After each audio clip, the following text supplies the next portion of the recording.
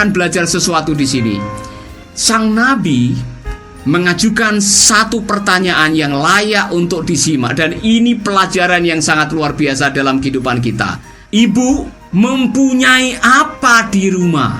Nah, saudara, yang pertama tadi, yang namanya persoalan datang kepada siapapun, tidak pandang bulu status agama, status sosial, status ekonomi, status pendidikan, kita semua punya persoalan. Yang penting, bagi kita orang yang percaya, cari seorang hamba Tuhan, cari kebenaran firman Tuhan, cari hadirat Tuhan, bertanya kepada Tuhan, apa yang harus saya lakukan? Dan Tuhan memberikan perintah ini kepada seorang ibu janda ini. Dan saudara-saudara, ini cara Tuhan bekerja. Sebelum Tuhan melakukan sesuatu, ibu mempunyai apa di rumah? Saudara-saudara, dia bilang tidak punya apa-apa, jawab wanita itu, kecuali minyak zaitun sebotol kecil. Oh saudara-saudara, ini pertanyaan.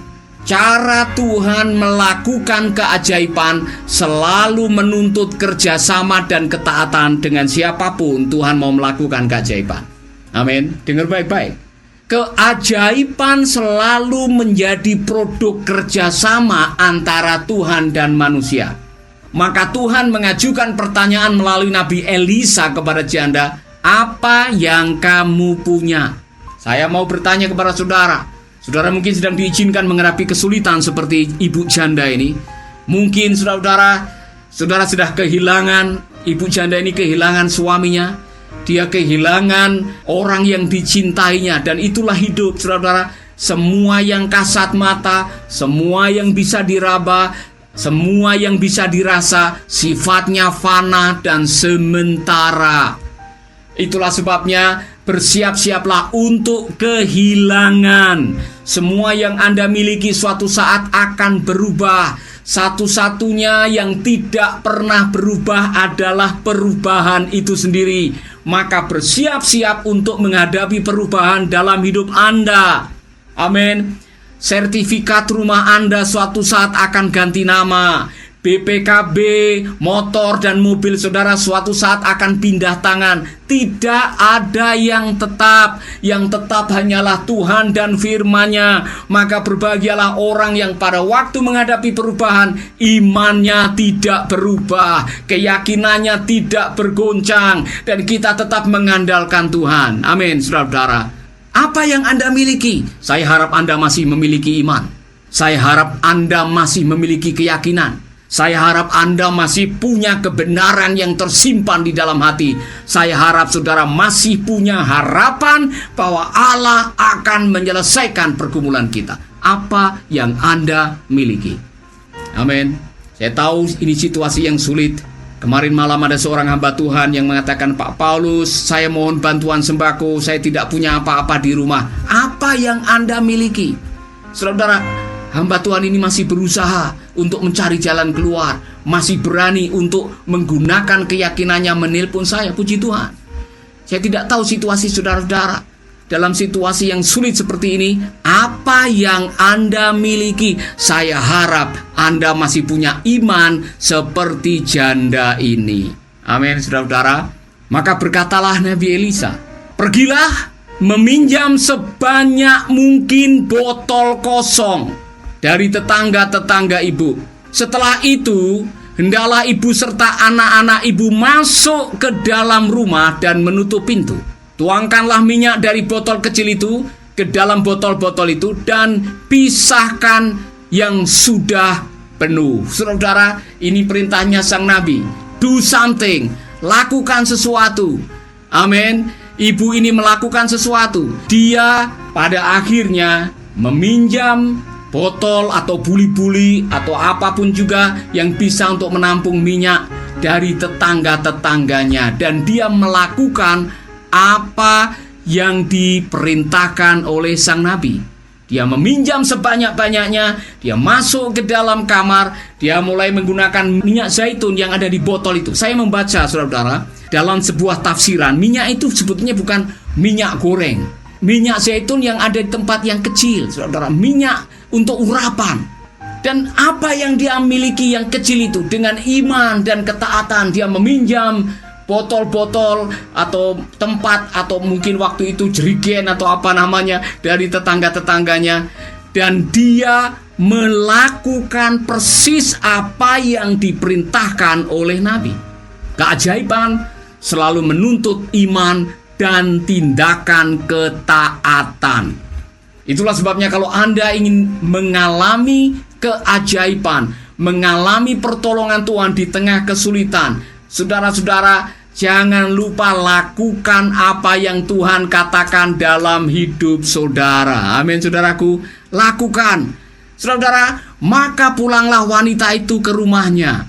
Dikatakan, setelah ia dengan anak-anaknya masuk dan menutup pintu rumah, ia mengambil botol kecil yang berisi minyak zaitun itu, lalu menuangkan minyak ke dalam botol-botol yang diberikan anak-anaknya kepadanya. Setelah botol-botol itu penuh semua, ia minta 1 botol lagi.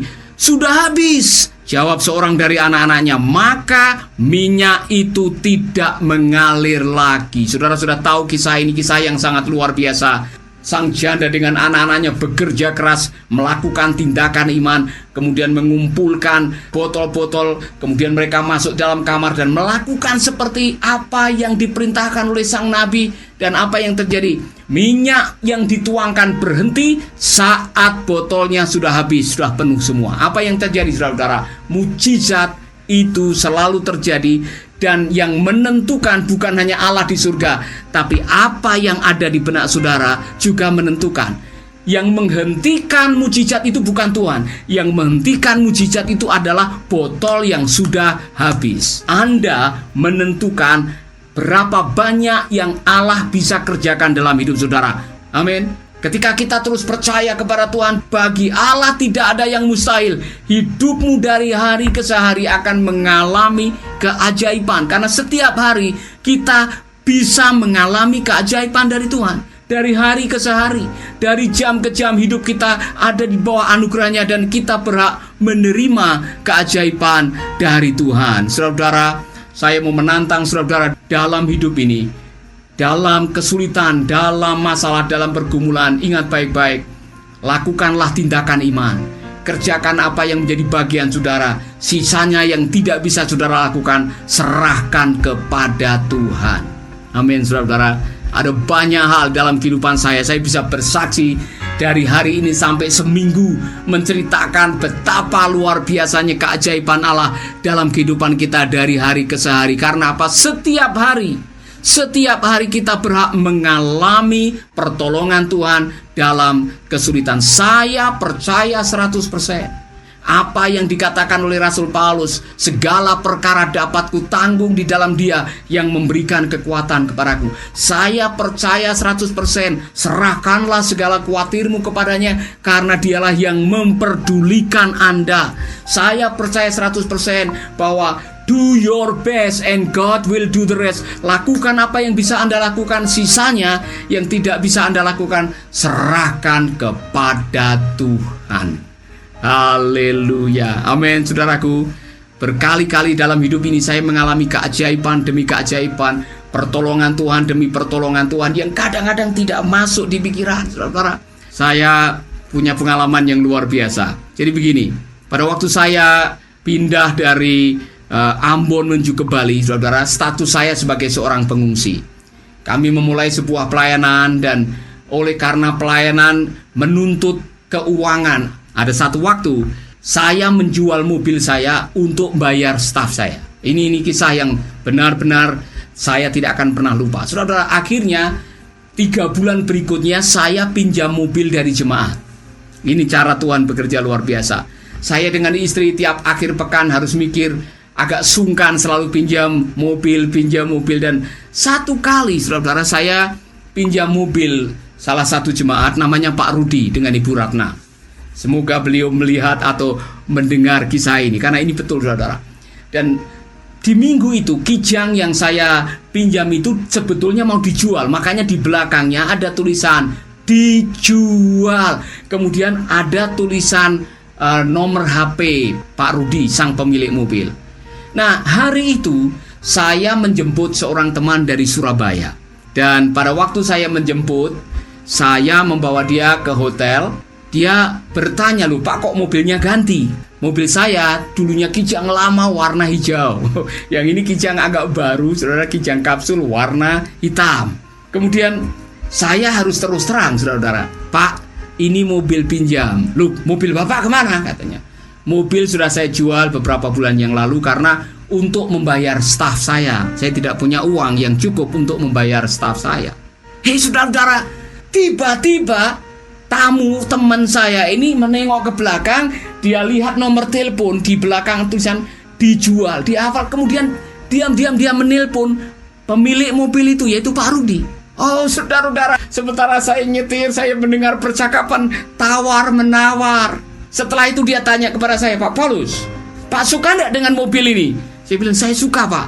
Mobil masih baru 30.000 kilo.